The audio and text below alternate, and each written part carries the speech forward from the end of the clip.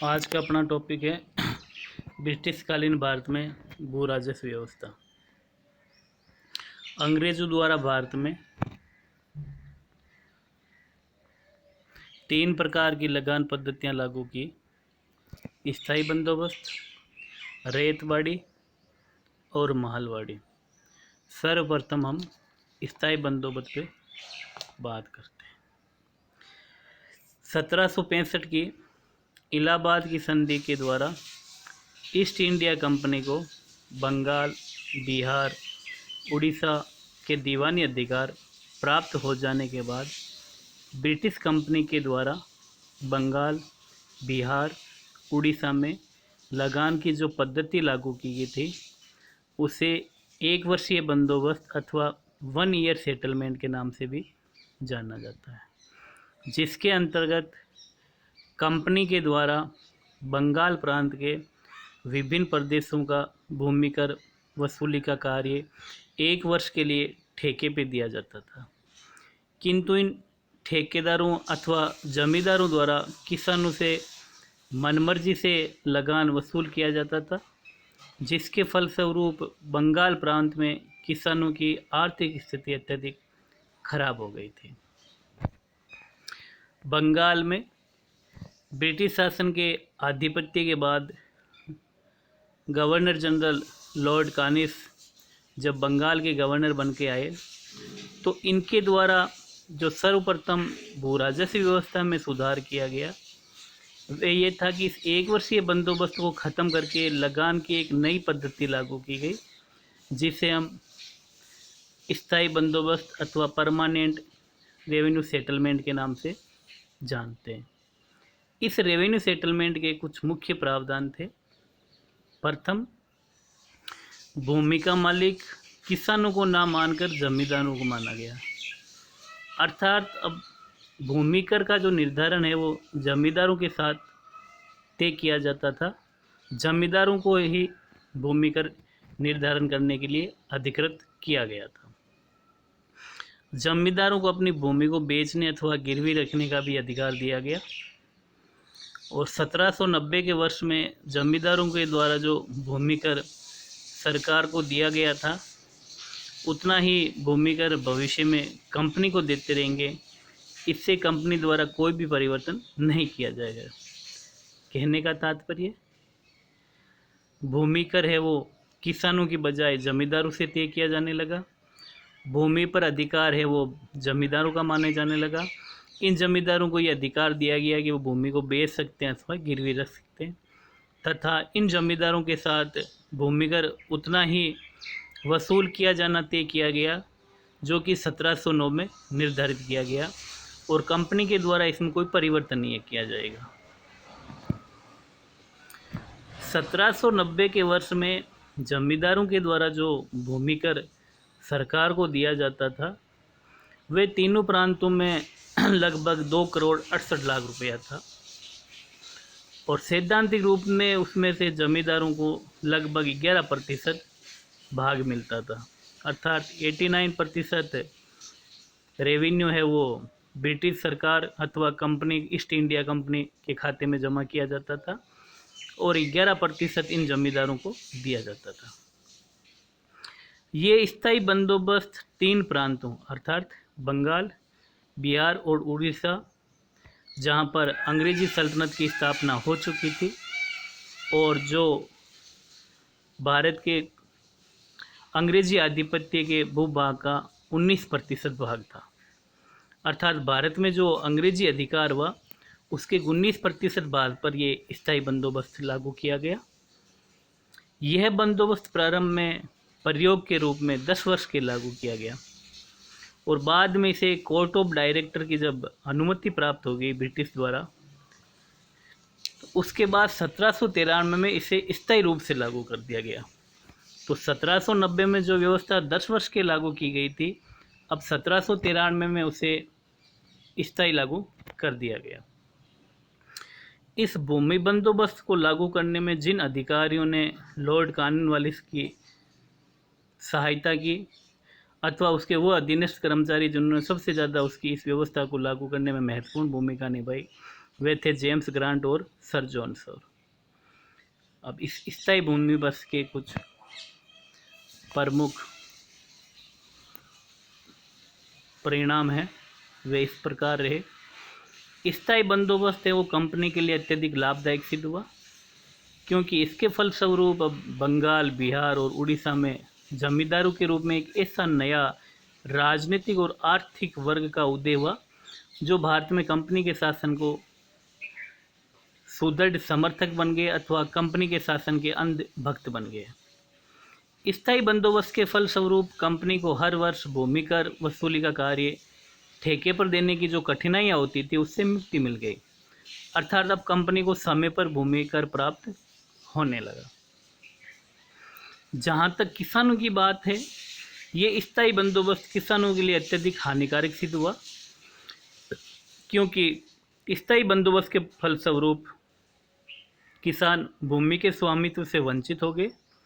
किसानों को पूरी तरह से जमींदारों की दया पर छोड़ दिया गया, जिसके परिणाम स्वरूप बंगाल, बिहार, उड़ीसा में किसानों की आर्थिक स्थिति अत्यंत कमज़ोर हो गई, दयनीय हो गई। ये स्थायी बंदोबस्त आगे जाकर दीर्घकाल में स्वयं कंपनी के लिए भी हानिकारक सिद्ध हुआ।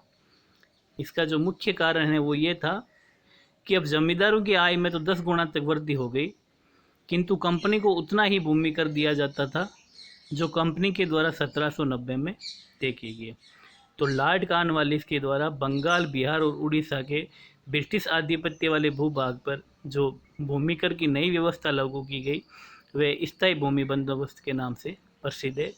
इससे पहले की जो व्यवस्था है वो 1 ईयर सेटलमेंट के नाम से जानी जाती थी, और लॉर्ड कॉर्नवालिस ने, जो कि स्वयं एक ब्रिटिश के जमींदार वर्ग से ताल्लुकात रखता था, स्थायी बंदोबस्त भारत में लागू किया। प्रयोग के रूप में सर्वप्रथम 1790 में 10 वर्ष के लागू किया गया और आगे चलकर ये 1793 में स्थायी कर दिया गया। भूमि का मालिक है वो किसानों को ना मानकर जमींदारों को माना गया और उनके साथ ही रेवेन्यू डिसाइड किया गया। जमींदारों को अपनी भूमि को बेचने अथवा गिरवी रखने का अधिकार दिया गया। किसानों से इस भू व्यवस्था का कोई ताल्लुकात नहीं था, उन्हें सिर्फ शोषण करने के लिए जमींदारों की दया पर छोड़ दिया गया।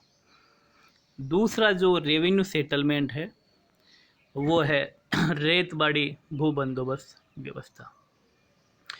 इस बंदोबस्त के अंतर्गत भूमि का मालिक है वो किसानों को माना गया। ठीक विपरीत स्थिति स्थायी बंदोबस्त के वो है रेतबाड़ी, तथा भूमि कर का निर्धारण भी इन किसानों के साथ किया गया। रेतबाड़ी बंदोबस्त वो बम्बई और मद्रास प्रांत में लागू किया गया, और इन प्रांतों में अर्थात अंग्रेजों के अधिकार में जो भारत के प्रदेश थे उनमें 51% भूभाग पर ये भूमि बंदोबस्त लागू किया गया। मद्रास प्रांत में रेतवाड़ी बंदोबस्त 1820 में सर टॉमस मुनरो के द्वारा निर्धारित किया गया, और सर टॉमस मुनरो को ही ब्रिटिशकालीन भारत में रेतवाड़ी बंदोबस्त का जनक माना जाता है। टॉमस मुनरो जो कि मद्रास प्रांत का गवर्नर नियुक्त था, और टॉमस मुनरो द्वारा भूमि कर की जो दर है वो उपज का 1/3 रखी गई, 33%, और यह बंदोबस्त 30 वर्ष के लिए लागू किया गया। यद्यपि ब्रिटिशकालीन भारत में रेतबाड़ी बंदोबस्त है वो सर्वप्रथम 1792 में बारामहाल जिले में, जो कि मद्रास प्रांत में पड़ता था, कर्नल रीड के द्वारा लागू किया गया, और उस समय सर टॉमस मुनरो हैं वो कर्नल रीड के सहायक कर्मचारी थे, उनके असिस्टेंट थे। तो बम्बई प्रांत में यद्यपि रेतवाड़ी बंदोबस्त है वो गवर्नर जनरल एल्फिंस्टन के द्वारा लागू की गई।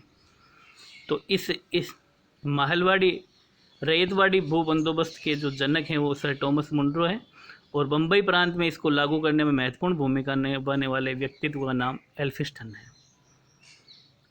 कालांतर में इस रेतवाड़ी बंदोबस्त में बम्बई प्रांत में जिसने सुधार किया वो थे मिस्टर प्रिंगले।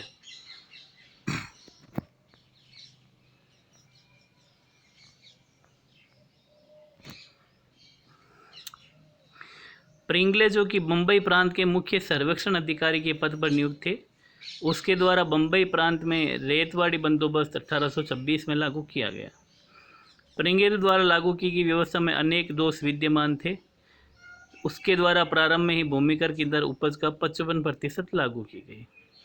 किसानों की भूमि के नाप के आंकड़े तथा उपज के आंकड़े गलत ढंग से दर्ज किए गए, जिसके परिणाम स्वरूप बम्बई प्रांत में किसानों की आर्थिक स्थिति अत्यधिक दयनीय हो गई।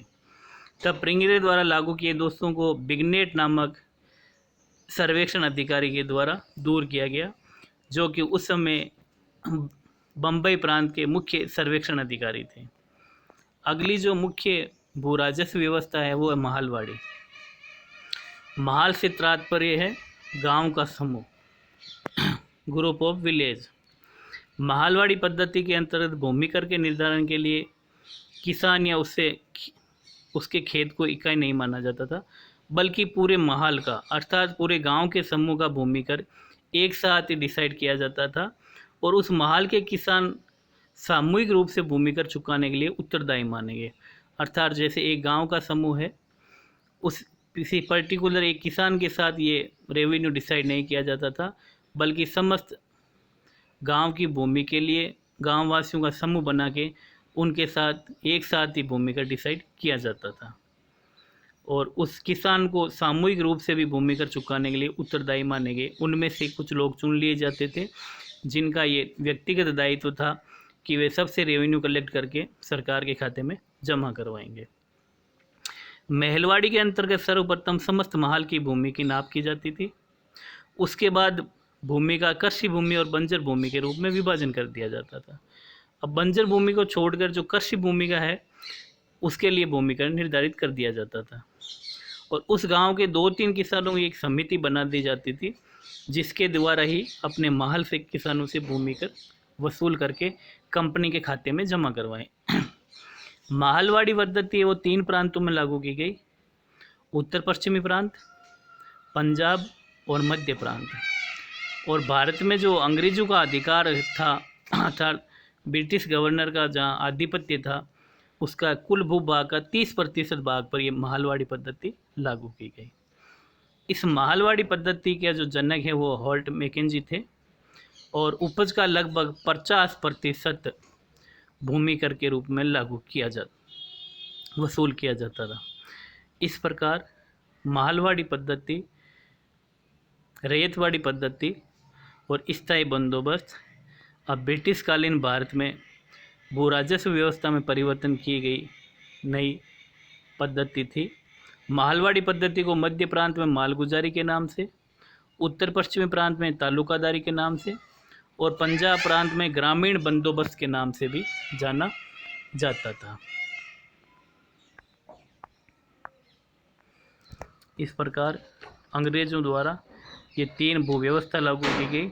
स्थायी बंदोबस्त, जिसके जनक लॉर्ड कॉर्नवालिस, भूमि का मालिक किसानों को ना मानकर जमींदारों को माना गया। उनके साथ ही भूमि का निर्धारण किया गया। जमींदारों को अपनी भूमि को बेचने अथवा गिरवी रखने का अधिकार स्वीकार किया गया और जमींदारों के द्वारा जो भूमि कर 1790 में दिया जाता था वही कालांतर में दिए जाएगा, इस प्रकार की शर्तें निर्धारित की गई। इसका कंपनी को फ़ायदा ये हुआ कि अब एक ऐसा वर्ग तैयार हो गया जो कि कंपनी का अंधभक्त हो गया राजनीतिक और आर्थिक संरक्षण के द्वारा। स्थायी बंदोबस्त से कंपनी को जो हर साल 1 वर्ष के लिए ठेके पे दिए जाती थी रेवेन्यू प्रणाली, उससे छुटकारा मिल गया और अब कंपनी को समय पर भूमि कर भी प्राप्त होने लगा। किसानों के लिए तीनों ही व्यवस्था अत्यधिक दुखदायक रही और उनकी नियति में सिवाय आर्थिक शोषण के कुछ नहीं लिखा था। आगे जाकर कंपनी के लिए भी व्यवस्था घातक सिद्ध हुई, क्योंकि जमींदारों की आय में तो 10 गुना तक वृद्धि हो गई, लेकिन कंपनी की आय उतनी ही रही जो 1790 में भूमि कर के द्वारा निर्धारित की गई थी। रैयतवाड़ी बंदोबस्त, इसके जनक सर टॉमस मुनरो को माना जाता है और ये बम्बई मद्रास प्रांत के भारतीय आधिपत्य वाले उस भूभाग पर लागू की गई जो कि उस वक्त अंग्रेजी स्वामित्व के लगभग 51% भाग में था। और रैयतवाड़ी बंदोबस्त के अंतर्गत भूमि का मालिक है वो किसानों को माना गया और उनके साथ ही भूमि कर निर्धारण किया गया। अर्थात स्थायी बंदोबस्त के ठीक उलट व्यवस्था, ठीक विपरीत व्यवस्था, जिसमें जमींदारों की कोई भूमिका नहीं है। कंपनी के द्वारा सीधा किसानों से भूमि का निर्धारण किया गया और सीधा किसानों से ही वसूल किया गया।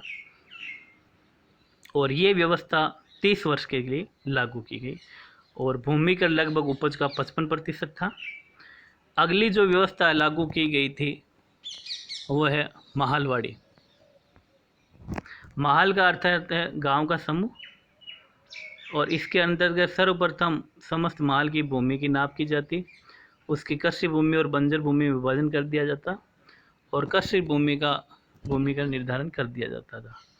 महालवाड़ी पद्धति भी 3 प्रांतों में लागू, उत्तर पश्चिमी प्रांत, पंजाब और मध्य प्रांत।